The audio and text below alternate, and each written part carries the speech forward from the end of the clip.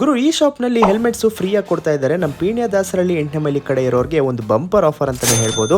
ಕೇವಲ 10 ರೂಪಾಯಿಂದ ಇಲ್ಲಿ ಬೈಕ್ ಆಕ್ಸೆಸರೀಸು ಸ್ಟಾರ್ಟ್ ಆಗ್ತಿದೆ. ಶಾಪ್ ನೇಮ್ ಬಂದು ಬೈಕ್ ಬಡೀಸ್ ಅಂತ.